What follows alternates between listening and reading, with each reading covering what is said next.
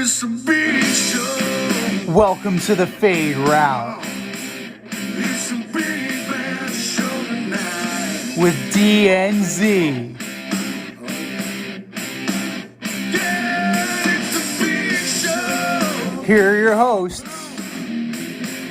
Cracking up, telling them lies. DNZ.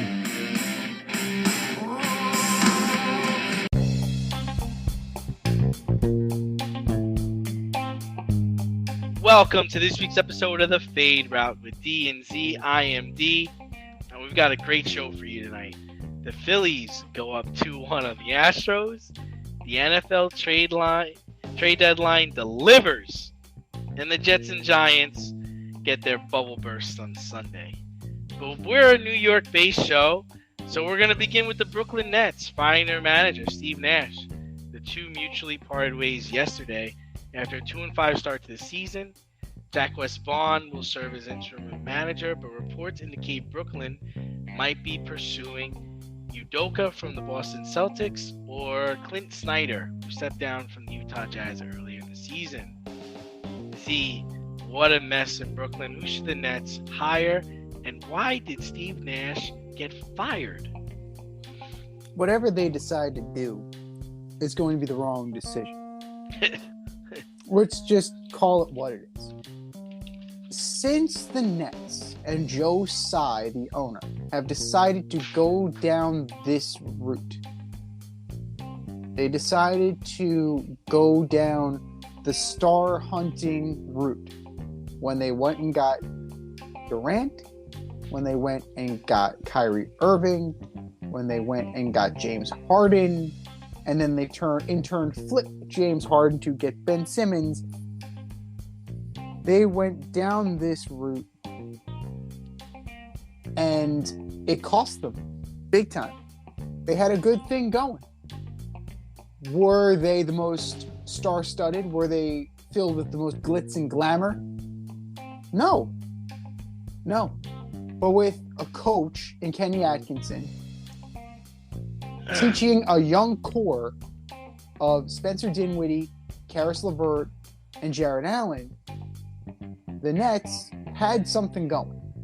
They had something cooking. They absolutely did. It has been one misstep after another. Firing Atkinson at the request/demand of Durant and Irving. Bringing in Steve Nash, who never coached before. Now, granted, he's 94 and 67 for his career, but you put together that squad, right, with the talent that he has, or had, I should say, you should be able to be over 500. You should be. Nothing in terms of playoffs to speak of. No championships. No conference finals. Got knocked out in the first round by the Celtics. This has been a major underperforming franchise ever since they decided to go this direction. And at this point in time, they have no choice but to stay the course, right? Durant is Durant. He's not going anywhere. Kyrie Irving is not going anywhere. Unfortunately, he is embroiled once again in scandal, marring his Brooklyn career and his career in general. It's been nothing but nonsense after nonsense after nonsense with Kyrie Irving. And you got what you paid for, right? You got what you paid for with Durant. You got what you paid for with Kyrie Irving. You got what you paid for with James Harden. And frankly, it doesn't matter who comes in and coaches because this team is going to underachieve. They're going to steamroll the coach. They're going to blame the coach because there's no accountability. There's absolutely no accountability from the players on this team. Udoka is a fine choice. Fine choice. Fine choice. In what clownish world is this guy a fine choice? This guy has been suspended for the whole season because of a scandal involving an employee with the Celtics. It's almost like if they hire him, it's like adding to the circus. He That was is fired. this- He was suspended for crude language towards someone. He was suspended towards an inappropriate work environment. Now, in terms of coaching, he is the reigning defending coach of the reigning defending Eastern Conference champions. So he proved his mettle. That's he- tough, man. He That's proved tough. his mettle as a coach. As Tough. a That's person, like saying that. Okay, as a okay, person, okay. we need to be able to separate the person from the coach, right? Do we though? We do. That's like this guy could murder his family, but then go, put up 30, and that's cool. Chris Benoit was a fine wrestler, but that's Well, neither here nor there. That's but- the tough part. Is like it's like trying to say like the Nets acquired Jeffrey Dahmer in a 3-way trade this today. He's got an eating disorder, but he's a pretty good player. Like, what do you mean, man? Like, I don't know if you can. They need a solid footing, and I don't think getting a coach that's part of a scandal or part of a situation is a good idea. I think, I do agree you got to separate the player from what his personal life is and the coach from his but not when you intertwine the two. It's not like he was having an extramarital affair outside of work. He was doing it within the damn building. How do you think that storm is gonna come together with Durant pursuing experiences, Kyrie putting anti-Semitic things on his social media feed, and then a coach who has a history of talking not correctly to staffers? Joe Tsai thinks he got his guy. Right? Joe Tsai had this guy before he went and interviewed for the Celtics. This guy was under contract. This guy was in the fold on Steve Nash's staff. So I'm thinking, and I think Joe Tsai is also thinking, that it's a homecoming. It's a return. And these guys know him. They probably respect him to some degree, as much as Kyrie Irving and Kevin Durant can respect anybody. He had their ear. He's proven it, right? He didn't win, but neither did they. So he has proven his mettle as a coach. Like, they'll take coaching anyway. And that's part of the problem from day one. As soon as they hired Steve Nash, it was, KD will coach some days and I'll coach another day. And, maybe we'll let Steve call a play or two. And, like, this is what they have been sowing for years. And this is the problem with trying to build a super team. This is what happens. You threw the baby out with the bathwater. You threw the good team away. You're now strapped to cap hell. And you're embroiled in nothing but scandal. And for non-NBA fans, or for fans of actual teams, this could not be, this couldn't be better. It's not at all, it's absolutely karma at its finest work. Yeah, I mean, my whole thing is you had to know what you were getting into, and I think Marks and management are acting like they didn't know. It's like you had to know what you were getting. I mean, the minute Kyrie Irving's trying to talk about, well, I wanted my contract and I only have to play 40 games. It's like, what are you talking about? Like, what, are you a basketball player? Right. At this time, at this point, you've pretty much made your bed. So you got to lay in it. The fact that they're mutually parting ways leads me to believe that Nash said, like, I'm out of here. Like, they don't want to listen. They don't want to do what I'm trying to do here. So I'm out. That's what I think happened. And because why else would they can him? They're 2-5, but what does that mean? I mean, they've got stars, they've got good players, and I don't even think Steve Nash is a good coach. I mean, my whole thing was like I was hoping he was going to turn Ben Simmons' career around. If I'm Marks, I know my days are numbered. This is a wrap for me. I'm gonna say, yo, you know what? Let the inmates run the prison, man. You guys, player coach, do whatever the hell you want. Do whatever the hell you want, because they don't care. They're like I said, they're not trying to win. These two guys that are the head stars of this team are not trying to win an NBA championship.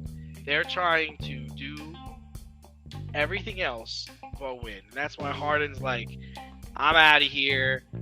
You know, at one point you had all the stars wanting to go play there, and it's just like, for what? Look at the Bucks. They're gonna go beat a team like the Bucks. The Bucks are 7-0. They got a guy who wants to win championships on their team. Durant's a guy that went to Golden State and won his championships because he couldn't win with Russell Westbrook. Who's laughing their asses off right now? Steph Curry and Klay Thompson. You know what? I think Steph Curry and Klay Thompson would welcome Durant back.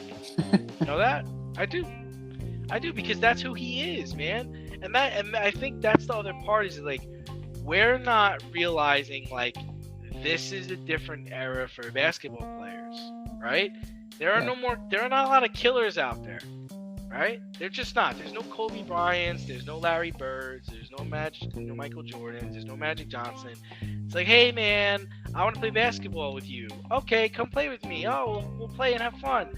Oh, I'm not feeling well today. I'm not gonna play. Mm-hmm. That didn't happen in the late 80s, early 90s, right?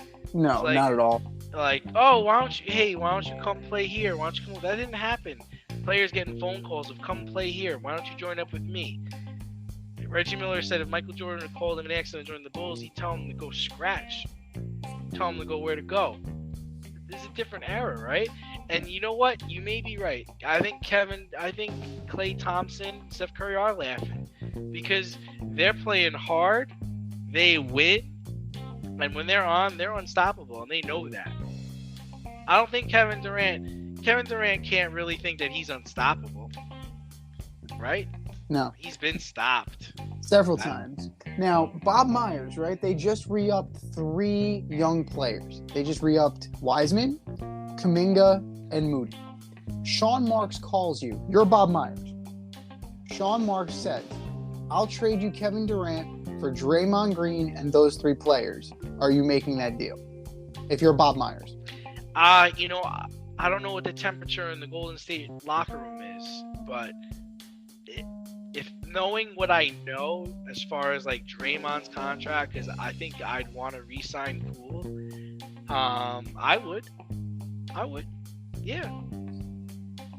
Because I know, and the other thing is like, Steve Kerr has run an organization before. He's been a president, like, and he's a hell of a coach. He's won championships. Like, he knows how to get through to players.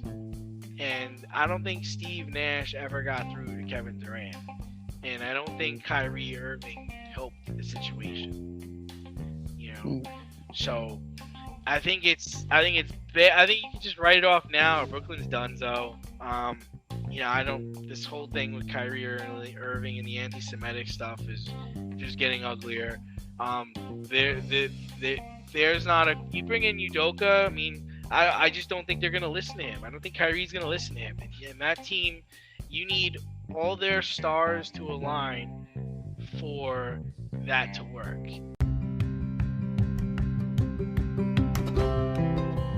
Do you love brownies? Of course you love brownies. But you know what's better than a brownie? A delicious, handcrafted, gourmet brownie delivered right to your doorstep. That's what our guys at Sweet Life Brownie Co. offer. Chef Tommy D and the crew offer a dozen delicious delights that you will crave, from the classic OB to Dutch apple to campfire s'mores and many more. Check out their website, sweetlifebrowniecode.com, for their Friday brownie drops. At noon, their site goes live and you see what they're making.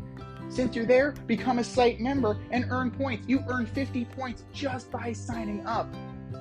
Make sure you follow on Instagram and Facebook too, at sweetlifebrownie_co, for the latest updates and their latest releases and creations. That's sweetlifebrowniecode.com. Give them a call, 845-641-3043, and tell them D&Z sent you. That's sweetlifebrowniecode.com, 845-641-3043. Sweet Life Brownie Co., because there's always room for a brownie. And speaking of stars aligning, man, there were some bombs going off in Philadelphia last night. The Phillies took a 2-1 series lead after the rainout happened on Monday. They did it by getting some McCullers and getting some McCullers early. So we had Bryce Harper hitting bombs, Reese Hoskins hitting bombs. I'm really, really worried the Phillies are going to win the World Series, man. But who's been your MVP so far? Hallmark Channel, because I haven't watched a fucking inning of it. You haven't watched any of it? I haven't watched an inning of it, and it's the happiest I've ever been. The Rob happiest I've Manfred ever loves it. Rob Manfred loves it, but we know if the Phillies win the World Series, it is going to be the coronation of Bryce Harper. It doesn't matter how he does. They're going to trip over themselves to make him the MVP of the World Series. Yeah. That's just how it's going to be. I would say, based on his performance, Brandon Marsh is more deserving. Kyle Schwarber, clutch more, pickup. Absolutely. Like, amazing pickup. He was dead in the water with the Angels. Yeah. And now he's a key cog on this Phillies team, right? Castellanos, brought in strictly a bat guy, only playing the field because Harper can't, demonstrating that he can do the job, right? Alec Bohm, Mr. I fucking hate this place. I love that guy. He's performing. Reese Hoskins is doing great. Kyle Schwarber. It is truly a team effort. You're not getting much out of Segura and Stott, but there's enough going on around them that you're able to withstand that. But the league, if the Astros do not pull this out, which I think the league might want that, because they were one of the best teams, and it's not a good look that an 87-win team that limped into the playoffs is now your champion. I don't know if the league cares about that.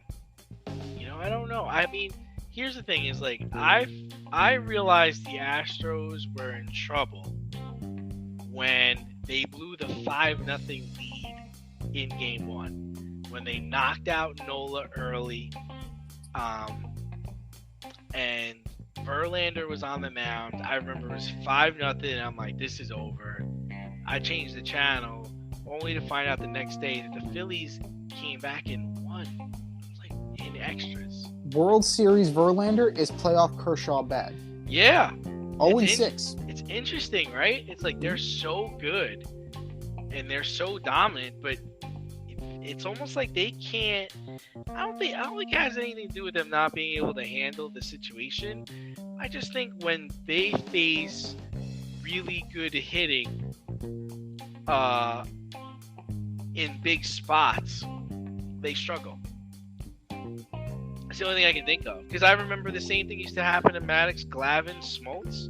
Those guys were lights out during the regular season, getting Cy Young awards. We get into a fucking series with the Marlins, all of a sudden, with 6-1, and it's the third inning. Meanwhile, Greg Maddox finished these guys off like with 78 pitches in like July. So yeah,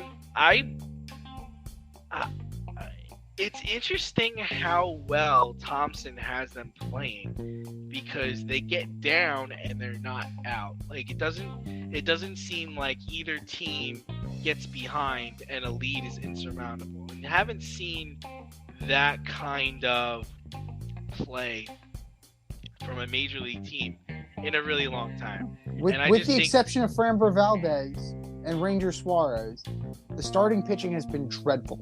Yeah. Been absolutely dreadful. This has been a bullpen series, and the Phillies bullpen, up until the playoffs, was god awful. Yeah. Strange. Thompson is making all the right moves. You know, they're definitely playing for him, but it's like almost like that attitude is like even when we're out, we're not out of it. Like they've got that mindset, which it reminds me. I hate to say it, it's it reminds me of the Yankees. That's how the Yankees were. Like it's how the Yankees were in the early 2000s, late 90s. Like you'd be up 6-2, and then the 7, 8, 9 innings would take like 2 hours, and you just weren't sure like what was going to happen. And especially if they were playing in the Bronx, it was like, oh great, here we go. They lead off with a double, and all of a sudden, now you bring in like some submarine pitcher from Vietnam, and you're losing by like 4. It's like, and that's what it really reminds me of. It just like I always felt like when the Braves were down, it's like, we're out. It's a wrap. We're done. We're not coming back. We don't come back. We don't ever come back. Once we're down, we're out. I don't know if you feel the same way about the Mets, but it's how I always felt about the Braves. Like when we were down, it's a wrap. I think we played the Cardinals a few years ago in the first round. I think they scored like 100 runs in the first inning. It's like, it's a wrap. you could just mercy us right now. The Mets need to play from the lead. They absolutely need to play from the lead. They play better when they're in front. They do. We play better with a huge lead. As you should. I mean, a massive cushion, like an 8-run cushion. We feel comfortable. That's the only way a Met fan will feel comfortable that the bottom will not fall out on them, is if the lead is seemingly insurmountable. But it's the way the Cubs feel too, I'm sure. But so, I mean, yeah, as far as I agree with you. I mean, they're gonna really try to give it to Harper, but it's not like he hasn't earned it. Like he's had some game-changing hits in this series so far, and even in the playoffs in general. And what an amazing story would that be, that the Nationals let him go, they win the World Series, he goes to the Phillies and somehow wills them to a World Series. I mean, what better storyline is that? I mean, the Astros, what storyline are we going off of here? The cheaters trying to prove they didn't cheat? Are you going off of Dusty Baker finally, winning a World Series as a coach? Like there's no Astros story to go off of here, right? It's a negative story because immediately Game 2, we're keyed in on Framber Valdez touching his wrist, because now we're looking for things to possibly accuse the Astros of. Because what about all the pine tar on Maldonado's helmet? What about the grandfathered-in bat that only Albert Pujols should have been using? But Martin Maldonado came into the league the year after it was grandfathered in. So he's using it in a legal bat. And they're admitting as much on TV. Verducci doesn't help it much. He's batting like 178.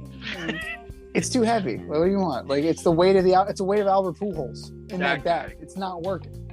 But it's always something. It's always something.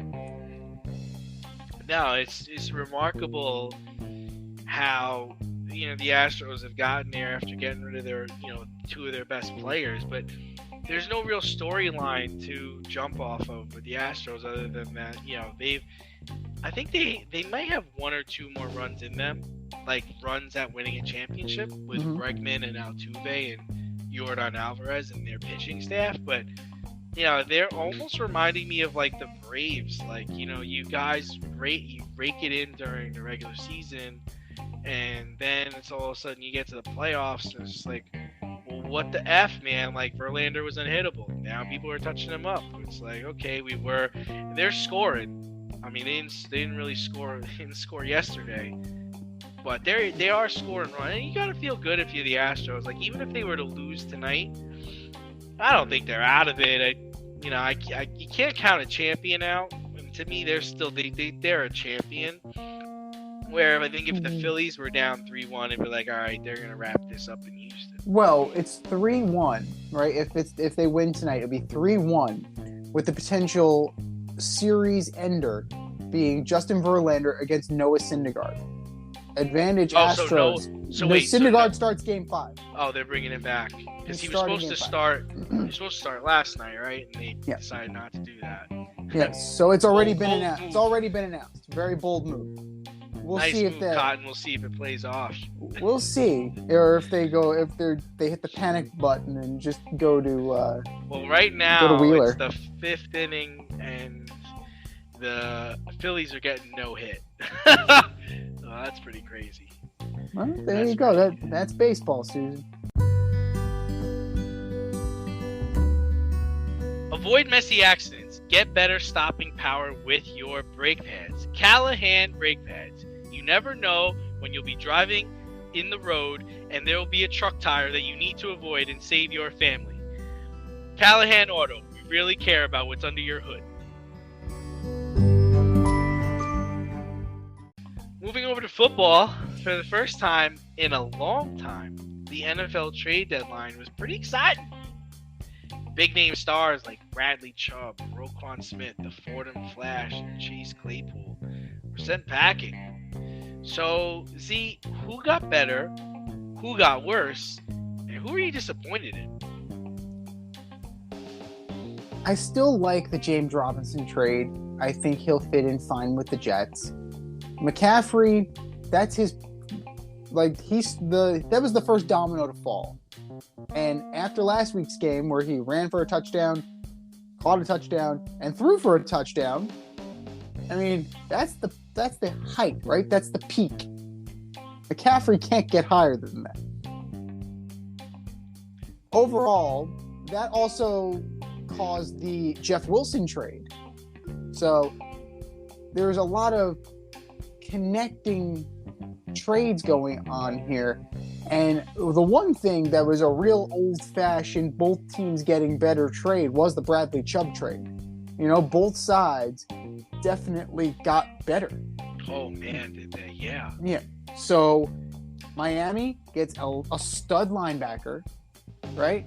Who they're already talking about extending. Right. So they're building around. They got a guy that they can build around.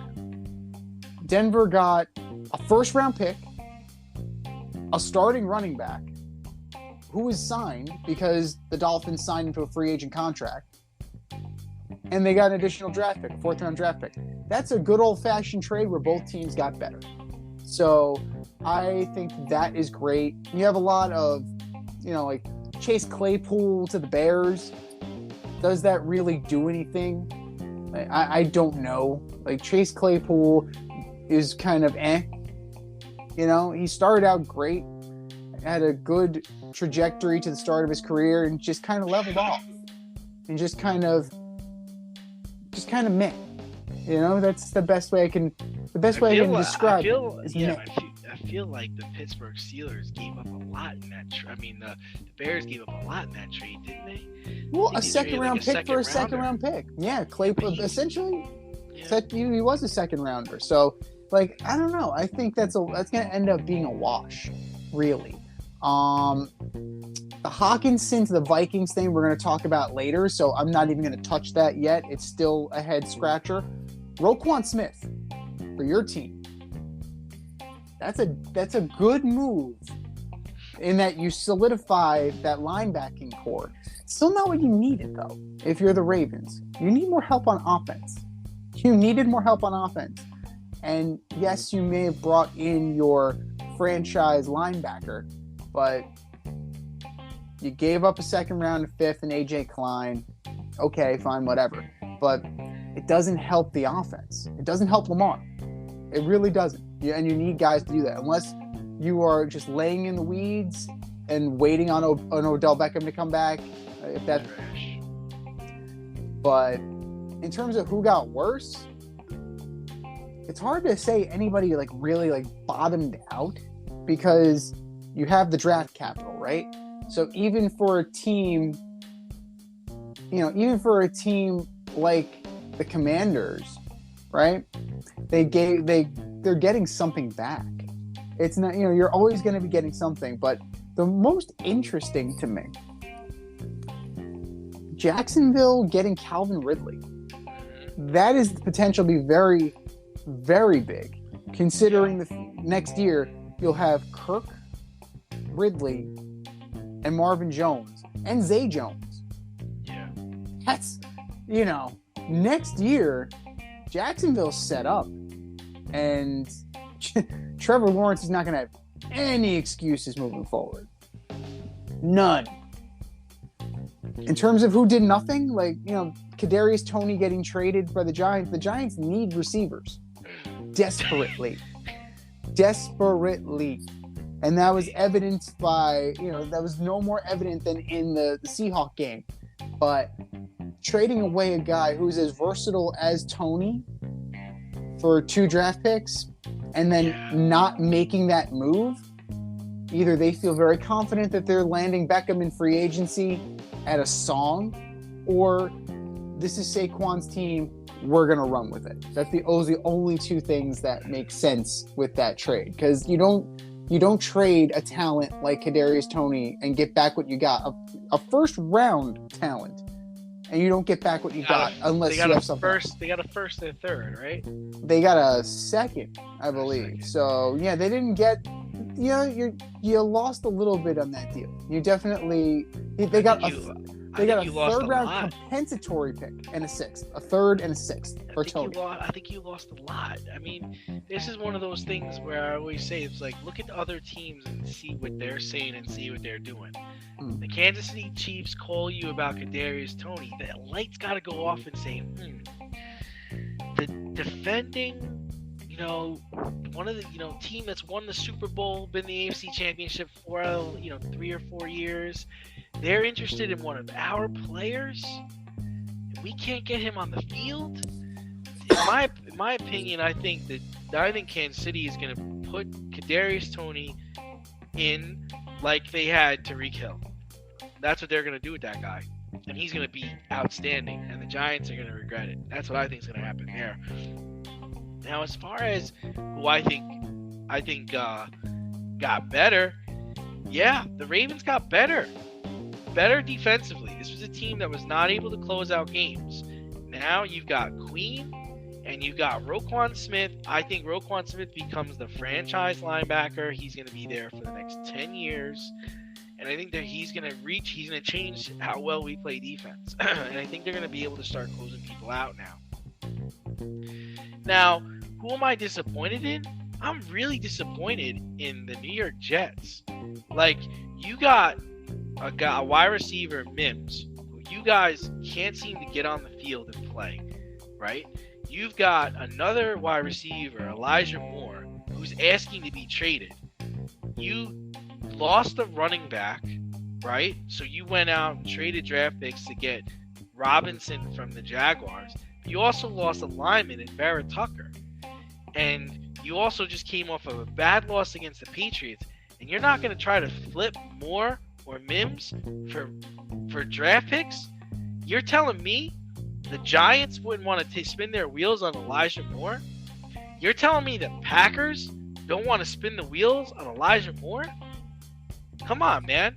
I'm more upset with what people didn't do than anything they actually got back. I actually think the Bears trade was actually very awful. I mean, what Chase Claypool ain't shit, and the Pittsburgh was looking to get rid of the guy, so you didn't do anything there. They did get better by trading the draft picks to the getting draft picks from the Ravens, but then also disappointed in the Rams. And I'm not just because Cam Akers is on my fantasy team, but what are you guys doing? The guy doesn't want to play for you. How is it that Christian McCaffrey goes to the 49ers? Chase Edmonds goes to the Denver Broncos, and you can't move Cam Akers? Are you kidding me? There's no team out there that needs a backup running back? You're telling me that the Panthers wouldn't have taken him for a ham sandwich? Like, come on, man. Like, why wouldn't you try to move a guy that doesn't want to play for you? Why do teams want to hold on to players that don't want to play for them?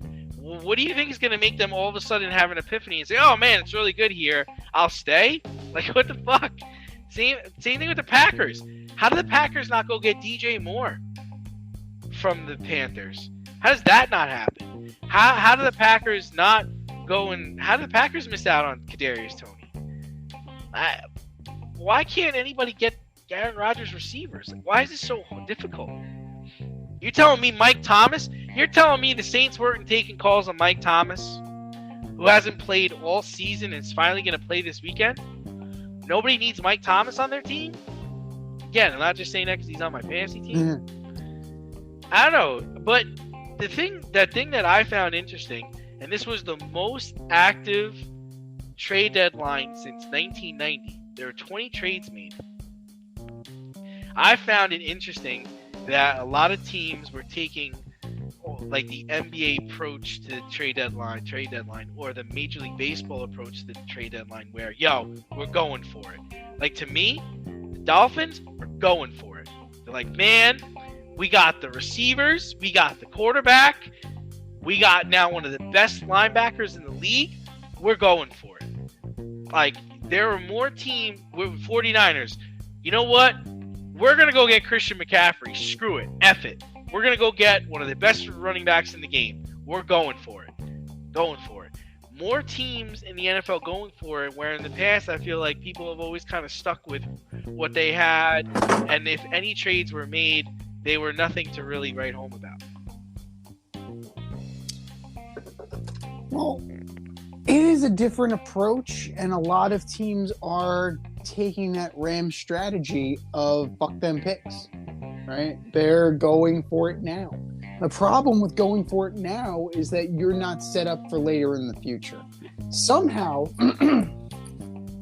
the Rams were linked to Brian Burns of the Panthers and were willing to offer multiple first-round picks. What fucking year were these first-round picks? Please enlighten me. What year were these? 2087? 2172? Like, when the hell were these picks gonna come? The Eagles pick up too of Robert Quinn. Big time. They're going for it. We're going for it. They are going for it, but you know what? The problem with going for it, and that's fine. Short term, it's great. Long term, you set your franchise back.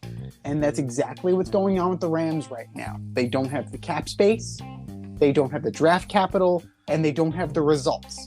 Because they chased a short-term Super Bowl and they got it, right? At the expense of their future. Because Stafford's getting older. Aaron Donald is getting older. Whitworth retired. Cooper Kupp is the only asset on that team that's worth anything good on the trade market. So, it's fine and dandy that you went for it. But in a few years, when all these guys are gone, like, what are you going to have to show for it? And, that is what's going to be the most interesting. Need some last-minute fantasy football advice? Then the boys at the Fade Route have you covered. Tune in every NFL Sunday to Red Light, Green Light 1, 2, 3 with D and Z. D and I give you our top 1, 2, 3 fantasy starts, or green light, and fantasy sits, or red light. That's Red Light, Green Light 1, 2, 3 every NFL Sunday during the season. You can find us on Apple Podcasts, Spotify, and wherever you get the Fade Route. That's Red Light, Green Light 1, 2, 3 with D and Z every NFL Sunday during the season. But speaking of having something to show for it, the Panthers and the Falcons this weekend played for first place in the NFC South. The Panthers were 2-5. The Falcons were 3-4, and they were playing for the division lead. With seconds left in the game, PJ Walker threw a touchdown to DJ Moore, tying the game. Slight problem. DJ Moore took off his helmet, which, as we know, is an unsportsmanlike conduct penalty, drawing 15 yards. 15 yards longer for Eddie Pinheiro, their kicker. Eddie Pinheiro, who Chicago Bear fans know is not the best in the world. He missed the PAT. He missed a chip shot field goal in overtime. And it just left the door wide open for the Falcons and Koo to kick them to victory and the division lead at 4-4. So, who's getting the blame here from Panther fans? DJ Moore? Eddie Pinheiro? The refs? Or is it still Matt Rule? you should see Eddie Pinheiro's face when he gets the big. He's like, shit. You're like, I can't kick it this far. Oh man, kicking's my part-time job. You know what? My answer is gonna surprise you. I really think they should be mad at the refs. Listen, I get the rule. I get it. I do get it. But that would have been like in the divisional playoff game, 5 years ago or 4 years ago when Stephon Diggs scored that touchdown against the Saints. He took his helmet off and threw it. Like, if they called a 15-yard penalty on him, come on, man. You got to take into consideration the moment. He also did not take off his helmet while he was on the field. He took it off in the back of the end zone. He wasn't on the field when he took off his helmet.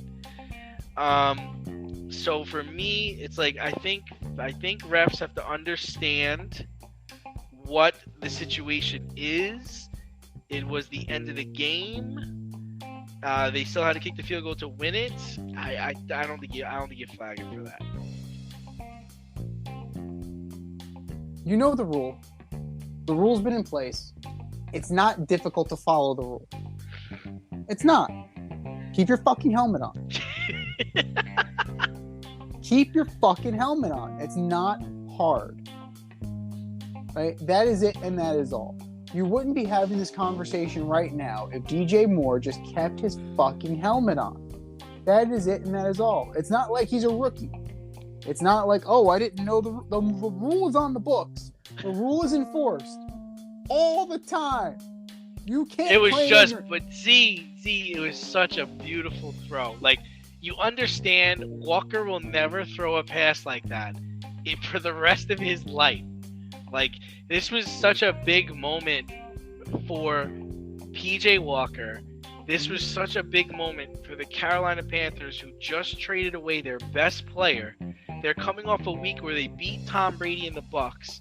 Now they had a chance to beat the Falcons for first place in the division, and you're taking that away because a moron took his helmet off in the back of the end zone.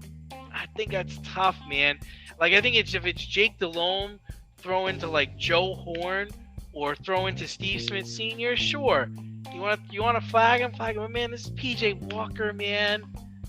This guy has been around. He would think he was in the app last year, or he was in the XFL. The XFL. Come on, give this guy a break. I mean, it's not his fault. You got Baker Mayfield on the sideline high-fiving people. It's not PJ Walker's fault. It's PJ not his Walker, fault, but he balled out. You're taking it away from him. You gotta take into consideration the situation. You can't just always go by the letter of the law. It's not like this was at halftime, or it's not like this was at the end of the third quarter, man. This is the end of the game. I think they were even on the road. Come on, cut him some slack. Give him a little slack on this. Nope. Sorry. Don't be a fucking idiot. That is it, and that is all. PJ Walker has legitimate gripe with DJ Moore. You cost us the game. I'm gonna fight you. We knew Pinheiro's not gonna make the kick. I don't even feel bad about that. I'm not even upset at him. Even PJ Walker's damn, man, he ain't hit this kick, man. There's no way he's hit this big. Did you see his face on the going on the field? It's no effing way. No, absolutely not. I can excuse Eddie Pinheiro because I know what Eddie Pinheiro is. I know who Eddie Pinheiro is. He sucks. Okay? Like, that's who Eddie Pinheiro is as a kicker. He's not Koo. What are we gonna do here? What are we gonna do here, Coach? We're going for 2? No, get out there and kick the damn ball. Shit. Should have got it. Right. Should have got a live chicken. Should have got a live chicken. But Walker had the hell of a game. He did. He absolutely did. It was such a beautiful pass. It was right where it needed to be, and it over 2 defenders, and just like And all you have to do is control yourself. All you have to do is not take off your helmet. That is it, and that is all. We're not asking you not to punch somebody in the face. We're not asking you not to shove somebody like in the Bills-Packers game on the sideline. We're not asking you to not pretend to pee in the end zone like Elijah Moore did when he was in college and Odell Beckham did. We're not asking you that. We're asking you just to keep your chin straps on and keep your helmet on your head. It's not too much to ask. It's not. Are you in need of air care maintenance or service? I have the company for you. Air Care Technicians. They service the Westchester and Northern Bronx area and can help you with all your heating and cooling, maintenance, and service needs. Just give them a call at 914-315-1547. Again, that's 914-315-1547. Or shoot them an email at aircaretechnicians@gmail.com. These guys are the real deal as they are veteran-owned, licensed, and insured. Make sure to tell them that D&Z sent you.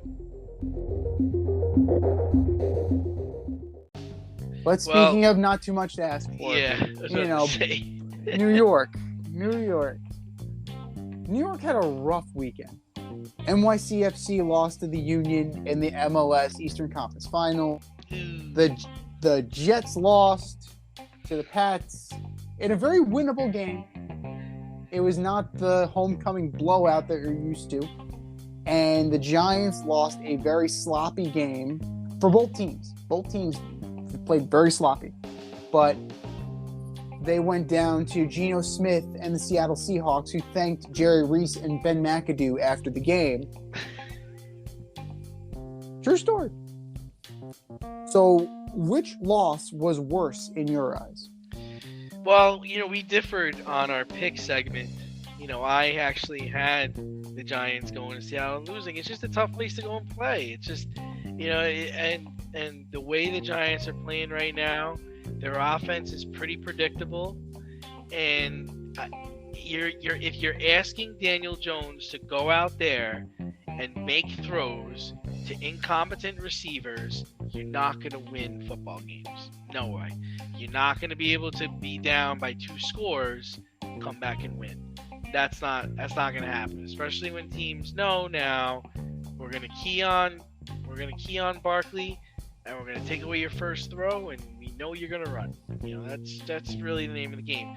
The defense played solid, but it only held up for a bit. The worst loss? New York Jets. Like, come on, man. Like, for the first time, I think since 2000, they were facing the Patriots, and they had a better record than the Patriots. And they're coming into your place. Let me tell you a story. I was watching the game, and it was 10-0. And I was at home. I drove to Long Island, which took me almost 3 hours. And when I got there, it was 22-10. The Patriots, and it was 4 minutes left in the game, and the stadium was empty. Everybody started to leave because Zach Wilson thinks he's playing in the Mountain West Conference, flicking the ball all over the place. What are you doing? Who are you throwing the ball to? What the hell is going on? Bad interceptions. I mean, and I'm surprised that New York media, that nobody's questioning if this guy should be the starting quarterback after that dismal performance. You got a lead. At one point, they had the Patriots pinned in their own end zone. Somehow the Patriots got out. they're letting Stevenson run over the middle, catch the ball, and just there's no one tackling him for yards and yards at a time. Oh, but we got Sauce Gardner, who's a lockdown corner. Great, they're not throwing the ball on the outside, assholes. Like, what are we doing? Like, listen, Joe D might know how to draft well, but I'm sorry, I just don't understand the scheme that went into the game. I don't understand how this kid is just throwing in interceptions to nobody, and where's the accountability? Where's the accountability? This is year 2. That's what I got. What do you got? The Giants are who the Giants are. They don't have a number 1 receiver. Slayton is good. He's not a 1. Slayton's a 2. He's a 1 on this team. He certainly played like a 2. 5 for 66. Not awful, but definitely not a 1 performance. Right? Lockett had 5 for 63 and a touchdown. So if you want to talk about receiver, you want to talk about receiving leaders, neither team did great.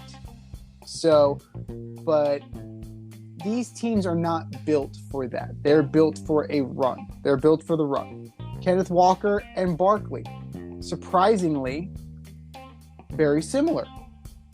Walker had 18 for 51. Barkley had 20 for 53 with a touchdown. These teams are evenly matched. The only difference was the turnover battle. Richie James loses 2 fumbles. Tyler Lockett loses 1 fumble. It mattered because Daniel Jones did not put the ball in the end zone, whereas Geno Smith did. So there's your difference right there. Daniel Jones got sacked 5 times and could not get the ball into the end zone. Recovered a fumble, so he did lose 1, but he got it. But he did get it back. The Giants can't afford to have a mistake-laden game with the talent they have. The Giants have to play error-free football every week. Now, the Jets' defense, up until this past week, was playing well enough that you can kind of get around some of Zach Wilson's mistakes, some of Zach Wilson's deficiencies. But if you look at it, the Pats were ready, right? 143 combined yards for Ramondre Stevenson. Like, that's impressive. That is absolutely impressive. That's Sony Michel and James White combined. Like, they have a number 1. Their defense just couldn't seal the deal. The Jets defense just could not seal the deal, and in the third quarter, they got their doors blown off. And Zach Wilson did not help matters. Like, his job is to make sure that the ball stays with the Jets. And he's, in a way, 20 of 41. Not great numbers at all, right? But the main number that I'm looking at is 15. What's 15 representative of? The number of carries that the Jets had. Their rushing game only ran 15 times. 15. That's not enough. That's not enough.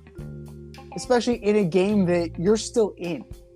You can control the clock by running the fucking football.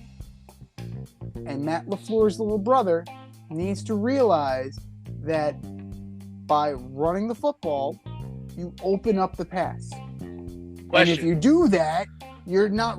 Zach Wilson is not doing the stupid pirouettes and the friggin' Cirque du Soleil bullshit. Because if he found Garrett Wilson 6 for 115, clearly there's something there. And Mims had a game, 2 for 76. Good for Denzel Mims. They found them after 3 years. They finally found them. Excellent job. Better quarterback, Sam Mills or Zach Wilson? Ooh. I'm gonna have to go long neck. Like I would have to say long neck is a more polished quarterback. Zach Wilson still has the potential. Davis Mills is who Davis Mills is. Better quarterback, Davis Mills or Trevor Lawrence? More polished quarterback, Davis Mills. Yeah, he's a good player. Yeah. Good player. Absolutely. You know what? They had the Houston Texans found a hidden gem. They absolutely did. And we'll see what he becomes. But it's not over for Wilson yet. He's got to take to the coaching. If it's not there, throw it away. You mean listen to Mike LaFleur? He's got to do something. Because I'm sure Mike LaFleur is not designing these runs. He's not designing these Cirque du Soleil double pirouettes and then flipping it, hoping it'll get out of bounds. I don't think that's coming from Matt LaFleur's little brother. So the decision making needs to be cleaned up, and that comes through coaching, and that comes through playing and experience. Now he's not going to get pushed by Joe Flacco. He wasn't pushed by Joe Flacco. I don't think he's necessarily going to get pushed by Mike White. Because Mike White has now been named the backup quarterback for the rest of the year. I don't think that's enough heat on Zach Wilson for him to up his game. I really don't think that that's the case. But the Jets need to develop that rushing identity. They had it with Breece Hall. They need to see what they have. Between Carter and Robinson, they have two very good running backs. They need to figure out how to use them. And they need to figure out how to use them soon, because they're going into Buffalo this weekend. And the best way to possibly challenge the Bills, not necessarily beat them, but at least challenge them, is to keep Josh Allen off the field. And the best way to keep Josh Allen off the field is to make sure that you're running the ball and killing the clock. That's what you have to do. 3 and outs or picks, they're not going to do the job. All you're going to do is tire out your defense, and your defense is going to break. That's what's going to happen. And if they play like they played this weekend, the season is going to spiral out of control very, very quickly.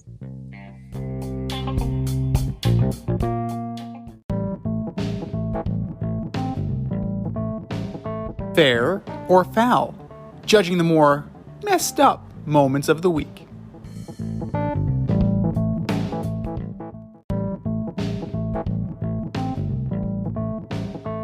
All right, boys and girls, here's how it goes. We have a statement, and it's either a fair statement or a foul statement. Fair or foul? Number 1, the Lakers are 1-5. It's fair, because it's what it is. It's what they are. They're bad. They're bad to the bone. They're bad. They're terrible. They're awful. And they're hard to watch. I'm curious. I'm curious how this is going to play out. You got to trade them. Trade them all. Every single one of them. Send LeBron to the Knicks and Anthony Davis to the Blazers. And ride it out with Westbrook. Let him try to score as many points as he can. Well, I wonder, is it tampering what Miles Turner did on the podcast recently, where he said that the Lakers should revisit the Russell Westbrook trade? Is that considered tampering? I would just like to know, because he went out and stated all the reasons why he would be better served to be on the Lakers. So he put his resume, right? He put his resume out on this podcast to try and get the Lakers brass to reconsider the Buddy Hield, Russell Westbrook, and Miles Turner trade. Now, the Lakers are nothing to write home about. They have the second worst average in terms of scoring. And the only team that's worse is the Clippers. So, good job there. You're old in the tooth. You're long in the tooth. You have seemingly immovable contracts. You have no semblance of a team. Darvin Ham, like, we'll see what he is as a head coach, but there's a lot of tumult right now. It's a very tumultuous relationship between Russ and the organization, Russ and LeBron, Russ and the new coach. I don't know what this is going to be, but they need to consider blowing it up. We were talking about long-term versus short-term earlier, and in the short-term sense, you're losing. You have the ability to recoup something that will give you some long-term sustenance, but you have to be willing to pull the trigger. This team is 1-5. They're in last place in their division. They don't match up with any of these teams. Yes, it is early. It's 6 games into the season. LeBron can pull his magic and, trade for veterans, get that infusion of veterans at the expense of young players, as is his move. But it doesn't change the fact that this team is fundamentally flawed, and it's not going anywhere anytime soon. Fair or foul number 2. The Lions trading TJ Hawkinson within the division to the Minnesota Vikings. Man, that's disrespectful, right? they're this is what they think of you. They're trading you to their division rival. Yeah, it's foul to me, man. It's just total disrespect. Like, you don't think I'm that good? You don't think I'm gonna hurt you for the next 5 or 6 years to come? So I'm going foul.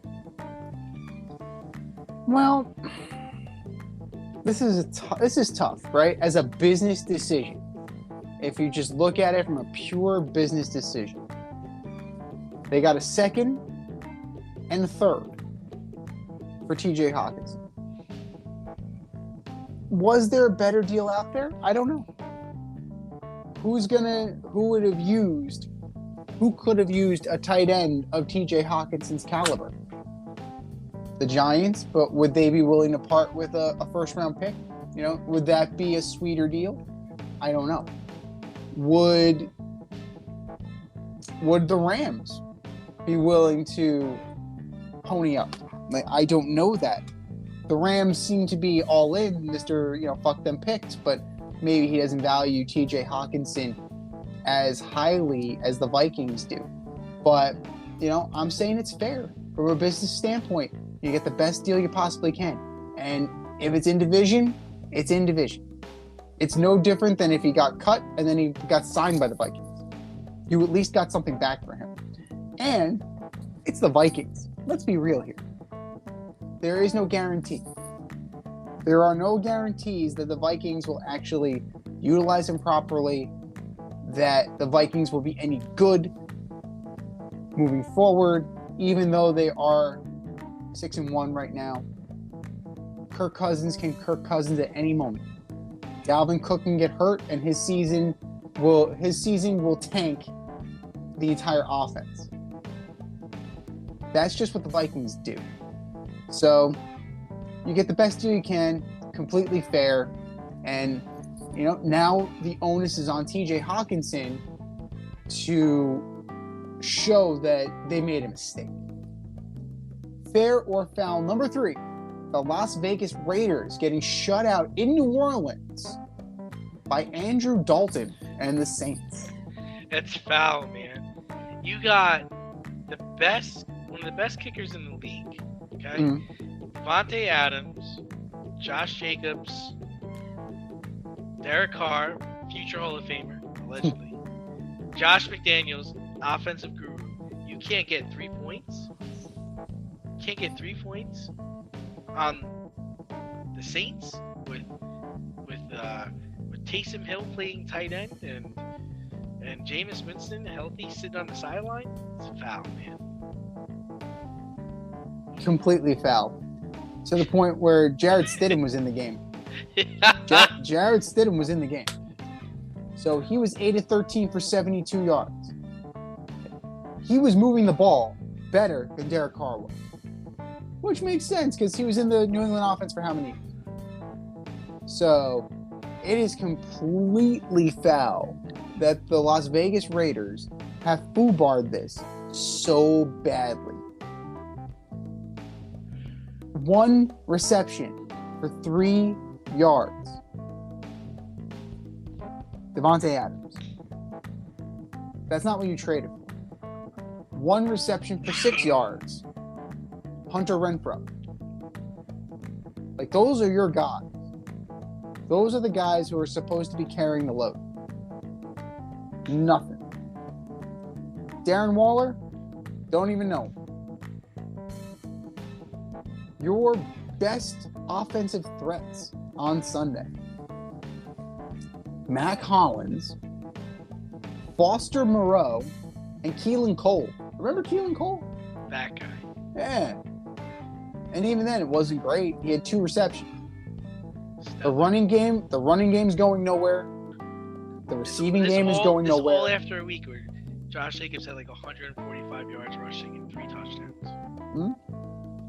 The Raiders took a major step back by not keeping Rich Bisaccia. We said it last year.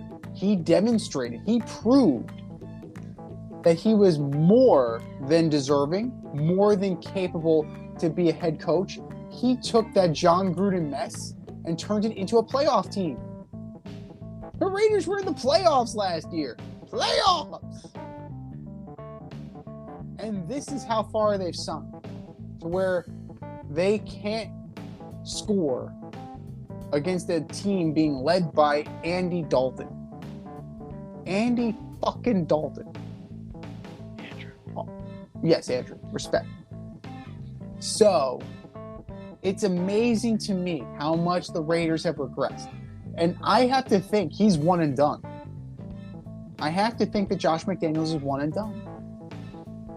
It's amazing to me what he's done with this franchise and what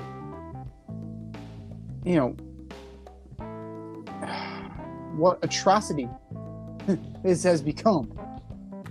Because at one point it was pretty promising.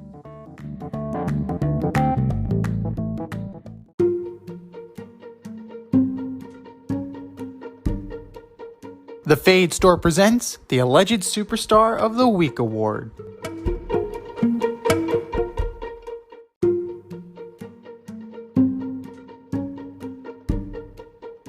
All right, boys and girls, you know what time it is. It's time for the Alleged Superstar of the Week. Here's how it goes. We put up a poll on our Twitter account at FadeRouteDNZ, and you vote, and you vote, and you vote, and you vote. And the winner of that poll gets a shout out on this here show and the coveted ass trophy. And do you know who took home the coveted ass trophy last week, D? I don't.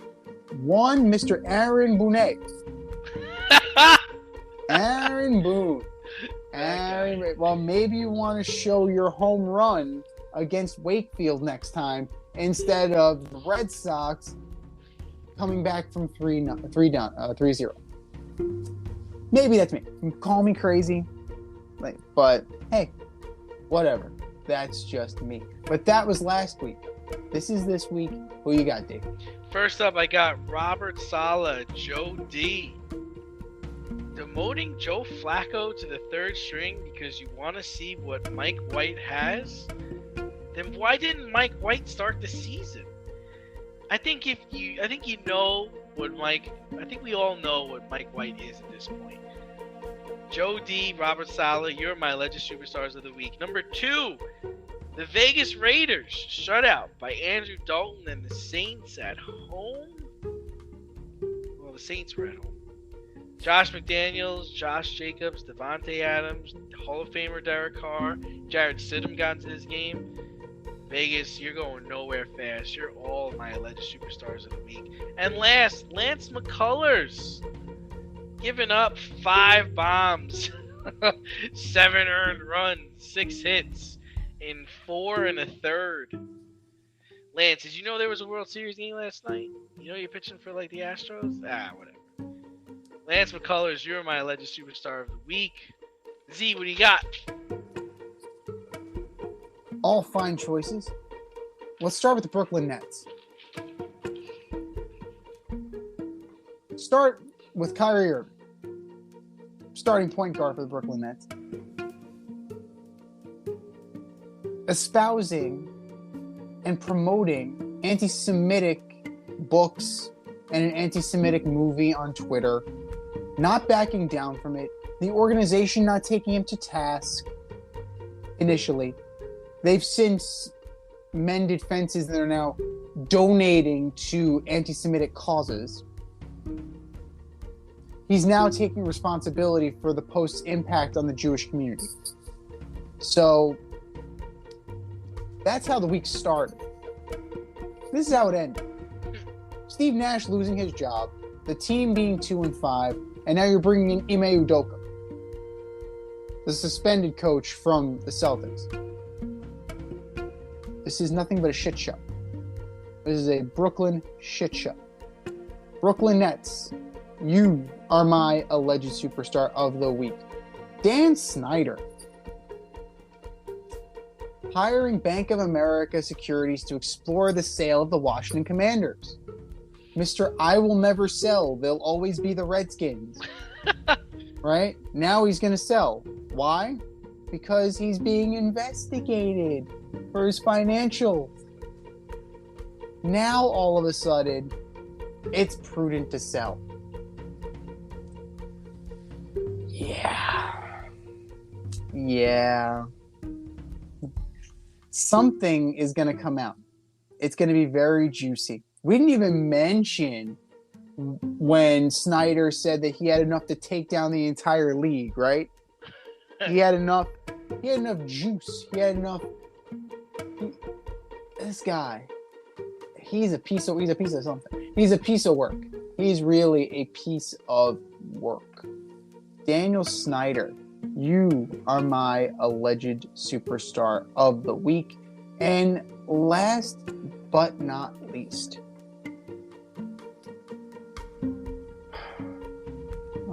Antonio Brown again, trolling Tom Brady after the divorce. Dude, stop poking the bear. Leave the guy alone. Leave him alone. Like, you're insinuating that you were banging his wife. Dude, right? Come on. Why? Why is this happening? Antonio Brown, you are my alleged superstar of the week. Those are ours. The poll is going up. Make sure you vote. And you vote. And you vote. And you vote. And for our nominees,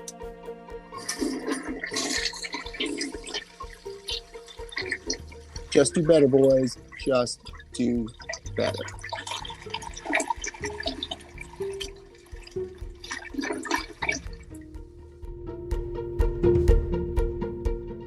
Can you take the championship from DNZ? This year, you can play our football pick'em on CBS Sports and compete against us in the option every week. Check the link in our Instagram bio, Fade Route Podcast, for all the details and to sign up. Then tune into the Fade Route every week until the Super Bowl for updates and standings. Bring it on.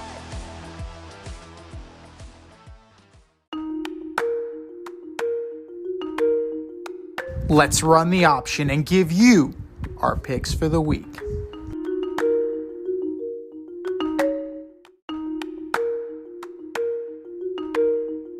It is the option for week 9. That's right, week 9. There are only 18 weeks, so we are halfway there. And a lot of these teams are living on a prayer. But, you know who else is living on a prayer? Foxy right now. in our CBS Pick'em poll. He is ahead by one, count 'em, one game. It is tight. It is tight right now. And you can still join. Go to Fade Route Podcast on IG. Click the link in bio and join today. But let's see what you got. The Thursday night game of the week. The 7-0 Eagles fly into Houston to take on the 1-5-1 Houston Texans. Eagles. Texans are going to give them a scare. Thursday night, short week. It'll be scary. But the Eagles are supremely talented. Fly, Eagles, fly. Sunday. The 4-3 Los Angeles Chargers travel east to Atlanta to take on the 4-4 division-leading Atlanta Falcons. Falcons, baby. I gotta take the Falcons too. It's hard to believe that Justin Herbert isn't hurt. He's playing through something right now, and Falcons are rolling. The Falcons are absolutely rolling right now. They're gonna stick with it. The 5-3 Dolphins, with their new look linebacking core, go into Soldier Field to take on the 3-5 Bears, missing their best linebacker in Roquan Smith. Dolphins. Pretty handily. And they're going to play Chicago Bear football. They're going to run it down their throat. Dolphins. The 2-6 Carolina Panthers go into Cincinnati to take on the 4-4 swooning Cincinnati Bengals. Yeah, the Bengals are in trouble, man. Their offense is in ruins without Jamar Chase. So for me, I am going with the Panthers. I'm going to take the Panthers too. I think that jettisoning Matt Rule was the start of something. Getting rid of that knucklehead Robbie Anderson was part 2. The Bengals are not what they were last year. The Super Bowl hangover is very real. That offensive line is still not great. If Brian Burns can get to the quarterback, it could be a long day in Cincinnati. The 3-5 Packers go into Detroit to take on the 1-6 Lions. Oh, GB's got to win this one, man. This is tough. Like, Green Bay is just swirling down the drain right now. The Lions play hard. Fuck it. I'm taking the Lions. I'm going to take the Lions. Because the Packer defense is no good. It is absolute trash. And DeAndre Swift can totally have a game against them. The 2-5 Raiders at the 2-6 Jacksonville Jaguars. I'm going to take the Jaguars. It's hard not to, right? It's hard not to take the Jaguars. Like, the Raiders are such a fucking mess. Jaguars big. There you go. This used to be a big matchup. Now, not so much. The 3-4-1 Indianapolis Colts go into Foxborough to take on the 4-4 New England Patriots. New England. Peyton and Brady, this is not. The immortal Sam Ellinger against the immortal Mac Jones. I think Ramondre Stevenson's going to have a monster game. Pats win pretty handily. The 6-1 Bills go into the Meadowlands to take on the 5-3 Jets. Jets. The Jets are going to lose. Buffalo. Yeah. Buffalo, it's a pretty solid bet. Especially now that Naheem Hines is there. Naheem Hines. They sent your boy Zach Moss packing. So he's on the Colts now. So we'll see what this new running game looks like. We'll see what James Cook does, right? He's going to be the main guy. And his brother's playing at 1 o'clock too. The 6-1 Vikings go into D.C., Landover, Maryland, really, to take on the 4-4 Washington Commander. Commies. Oof. The immortal Taylor Heineke. Interesting. I'm going to go with the Vikings. You know, it's the Kirk Cousins revenge game, kind of, sort of, not really. And yeah, at the end of the day, sort of, not really. that's Kirk Cousins in a nutshell. He's an elite quarterback, kind of, sort of, not really. The Vikings are going to take this 2 touchdowns for Jefferson, 120 yards for Dalvin Cook. We're into the 4:00 hour. The 5-3 Seahawks at the 3-5 Arizona Cardinals. Seahawks. Go Hawks. Cardinals look like absolute trash. The 4:25 game. The 3-4 Rams go into Tampa Bay to take on the 3-5 Bucks. You gotta think the Bucks are gonna win that game. This is Gotta, right? They gotta. The Rams are nothing to write home about this year. The Rams are absolutely nothing to write home about. So the Bucks should take this pretty handily. Your Sunday night special, the 5-2 Titans seem to have quietly stabilized themselves. Go into Arrowhead to take on the 5-2 Chiefs. Yeah, I think the Chiefs are gonna win. How about them Chiefs? Loaded for bear. And the Titans are, if they're starting Malik Willis again, not going to be a great performance. And your Monday night delight, kind of, sort of, maybe. I don't know.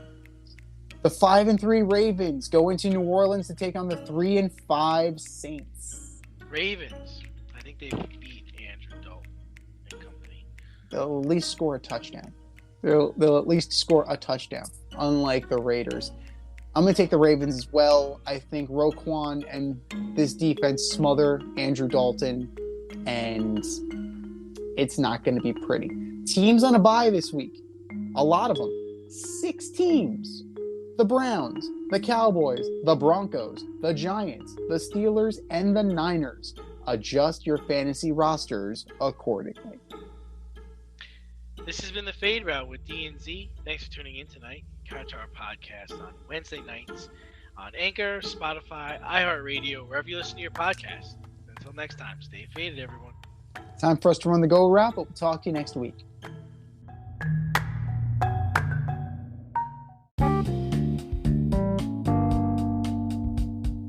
If you want to get in on the action, we want to hear from you. Hit us up, faderoutemail@gmail.com. Slide in our DMs on IG @FadeRoutePodcast. Drop us a DM on Twitter @FadeRouteDNZ. Comment on our YouTube channel, The Fade Route with DNZ. Questions, comments, picks, segment suggestions, you name it, we want to hear from you. Get at us, in crowd. Thanks for listening to this episode of our podcast. If you like what you heard and want to hear more, be sure to like and subscribe on your favorite podcast platform. Rate us 5 stars, leave us a review, turn on subscription notifications, and tell your friends. Spread the word, spread it wide.